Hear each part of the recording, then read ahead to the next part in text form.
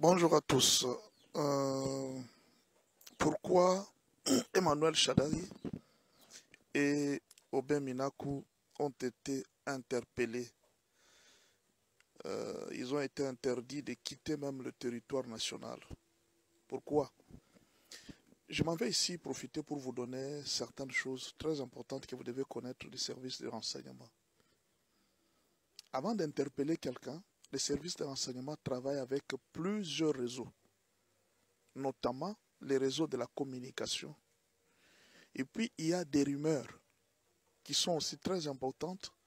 Et puis, il y a des informateurs. Il y a de l'argent parfois qu'on paye aux gens pour avoir des informations. On peut vous mettre à l'écoute pendant un très long moment. On est en train de suivre toutes vos communications. Imaginez que vous pouvez être là, vous entendez seulement Jean-Pierre, le président Tshisekedi dire l'AFC, c'est Corneille Nangaa. Non, c'est l'AFC de Corneille Nangaa, c'est Joseph Kabila qui est derrière. Mais vous allez vous poser la question, mais il dit ça en fonction de quoi? Est-ce que c'est parce qu'il a la haine envers Kabila? Je ne crois pas. Kabila, depuis qu'il est au pouvoir, le président Félix Tshisekedi ne l'a jamais inquiété. Je n'ai jamais vu un jour le président envoyer des militaires chez Kabila pour le faire arrêter. Non. Il y a eu des bruits selon lesquels, les jours qu'on a inspecté la résidence de la Fondation Musée, il y avait des choses qu'on avait trouvées. Ce sont des bruits, je n'ai pas de preuves. Et quand même, ça, ce ne sont pas des bruits parce que les services de renseignement avaient fouillé cette maison. Et il paraît qu'on aurait appelé, on avait aussi interpellé Jeannette Kabila. Et c'est de sa sortie de l'ANER, elle n'avait plus parlé. Depuis lors, elle n'avait plus parlé. Et c'est après cette interpellation que Joseph Kabila avait quitté le pays. Est-ce que c'était lié, l'interpellation de Jeannette Kabila? Si réellement l'ANER avait découvert des choses dans la fondation Kabila, je pense que c'est là que Tshisekedi pouvait arrêter Joseph Kabila et même l'incriminer. Donc, si on voit très bien, le président Tshisekedi n'a jamais dérangé Kabila. À vrai dire, Kabila a été tranquille jusqu'à ce que lui-même ait pris la décision d'entrer dans cette rébellion qu'on appelle l'AFC, Nanga et autres, tout ça. Mais alors, Jean-Pierre Bemba a confirmé aussi. Il a dit que nous avons de preuves. Si vous voulez même qu'on vous donne des preuves, nous pouvons vous le donner. Nous avions arrêté les agents, tous ces gens qui travaillent ici avec les Mobondo.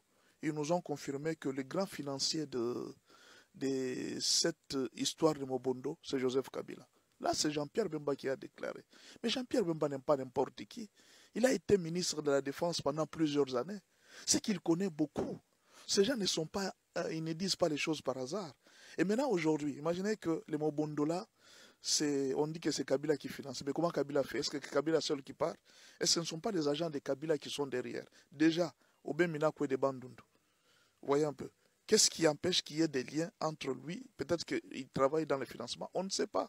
Quand Jean-Pierre Bemba dit ça, il a deux preuves. Mais seulement, il faut savoir une chose. Quand vous voyez l'ANER interpeller quelqu'un, ne croyez pas que c'est un jeu. C'est-à-dire l'ANER a réuni assez de preuves.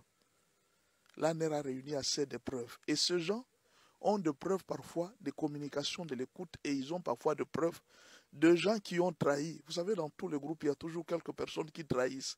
Quelques gens qui étaient dans la réunion. Mais alors, ces gens peuvent être interpellés, on peut les arrêter. Souvent, quand vous voyez un politicien qui a été interpellé ou même arrêté, on ne l'a pas inquiété. Par exemple, le cas de Matata Pogno. La justice ne l'inquiète pas malgré qu'il y avait des preuves sur l'histoire de Bokubu Kangalonzo. Il est libre, il circule. Ne croyez pas que son problème est terminé. Il y a des choses que le gouvernement fait pour la décrispation de la situation politique. C'est-à-dire pendant ce temps, nous sommes en guerre. Si on essaye de faire ça, ça risque de déranger la situation sociale. C'est un peu le cas de Maniema. On sait qu'à l'Est, déjà, il y a des troubles.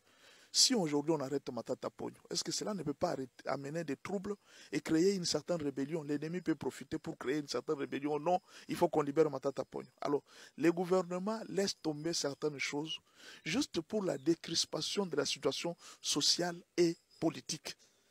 Maintenant, dans ce cas ici, il y a la guerre. Kabila est indexé à l'AFC Nanga.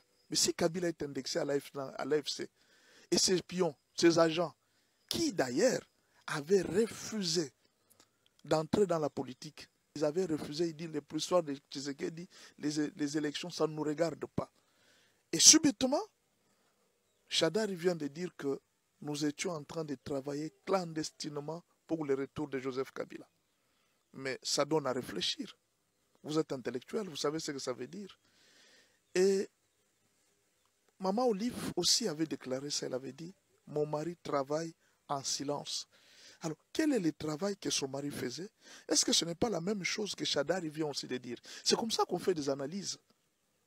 Même si vous n'êtes pas un agent de la sécurité, vous pouvez faire un lien. Déjà, bon, Corneille Nangaa était proche de Kabila, n'est-ce pas? Chadari est proche de Kabila. Si Kabila est dans l'AFC, quel est le rôle de Chadari? Quel est le rôle d'Aubin Minakou? Dernièrement, j'ai lu dans un journal que Aubin Minakou et Chadari auraient effectué un voyage à Nairobi. Dernièrement, il n'y a pas très longtemps, il n'y a pas un mois, auraient effectué un voyage vers Nairobi. Or, vers Nairobi, c'est là que l'AFC de Nanga est né. Vous voyez, c'est à Nairobi que l'AFC de Nanga. On ne sait pas qu'est-ce qui se passe à Nairobi. Est-ce qu'il y a-t-il un quartier général de l'AFC à Nairobi? On ne sait pas. Alors, pourquoi aujourd'hui il y a parfois des conflits entre Félix et le président Ruto? Est-ce que ce n'est pas à cause de ça? En tout cas, toutes ces informations-là, on ne sait pas, mais ces deux-là seront interpellés, ils peuvent être arrêtés. Mais le problème, c'est qu'on peut les arrêter, mais est-ce qu'ils ont une population derrière pour les défendre? Parce qu'à un certain moment, il y a des gens qu'on n'arrête pas, craignant que la population ne puisse être manipulée et faire des problèmes. Est-ce qu'aujourd'hui, Chadari peut avoir derrière lui une population qui peut le défendre? C'est aussi une question. Est-ce qu'aujourd'hui, Aubin Minakou peut avoir les gens des Bandundu qui peuvent se lever et dire non, n'arrêtez pas Aubin Minakou, laissez-le? On ne sait pas, c'est aussi un problème. Donc, attendons voir, seront-ils arrêtés? Est-ce qu'on va les juger? Mais au moins, ce que vous devez savoir, c'est que les agents de sécurité ont beaucoup d'informations. Ils ont beaucoup d'informations, parfois sur nous tous, même nous qui sommes sur TikTok. Quand nous donnons des informations, parfois ils viennent, ils prennent votre numéro, ils commencent à vous suivre et à vous écouter pour savoir avec qui vous causez. C'est ainsi qu'on arrête les gens. Il y a des gens, quand on les regarde, ils parlent à la télévision, les agents de sécurité savent que ce monsieur-là, c'est juste du bruit qu'il fait. En réalité, derrière lui, il n'y a personne. Il y a d'autres journalistes ou même d'autres influenceurs qui font du bruit sur les réseaux sociaux. Les agents de sécurité savent pour qui ce monsieur travaille.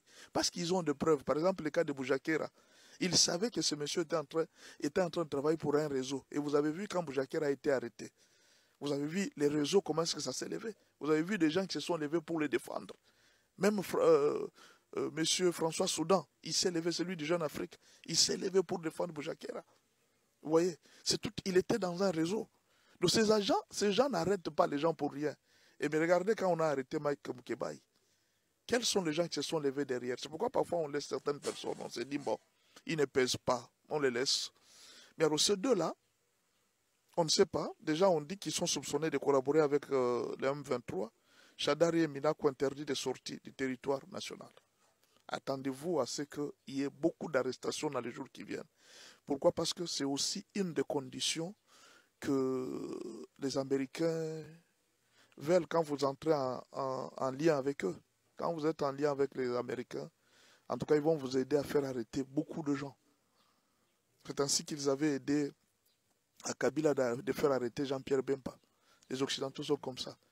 Mais attendez-vous que si Félix signe aujourd'hui les accords avec les Américains, il y aura plusieurs arrestations. Mobutu aussi avait fait la même chose. Quand il a eu le pouvoir, la première chose c'était d'abord éliminer tous les opposants. Et c'est ça le danger. Il faut faire très attention pendant ce temps, si vous êtes dans l'opposition, de ne pas déclarer n'importe quoi. Parce que les Américains n'aiment pas les gens qui font le bruit. Vous avez vu ce qu'ils ont fait avec Kagame. Kagame a été obligé de faire taire tout celui qui pouvait déranger leur pillage. C'est pourquoi vous avez vu tout celui qui pouvait s'opposer contre Kagame, il était obligé d'être tué parce qu'il fallait que Kagame fasse le tout en silence et que personne ne sache. Alors, ce que je demande aux opposants et aux autres, de faire très attention. Si réellement la RDC entre en lien avec les Américains et qu'ils font un deal et que ça réussit, ça pourra être un peu difficile pour les opposants de faire ce qu'ils veulent. Parce que là, le président Félix va asseoir son pouvoir et ça sera très compliqué pour les opposants. Maintenant, vous avez cherché à ce que Félix tombe. Et maintenant, vous n'avez pas réussi. Et si lui, maintenant, a eu une position, pensez-vous qu'il va vous laisser vivre? Voilà le problème. La situation est renversée. Attendons voir.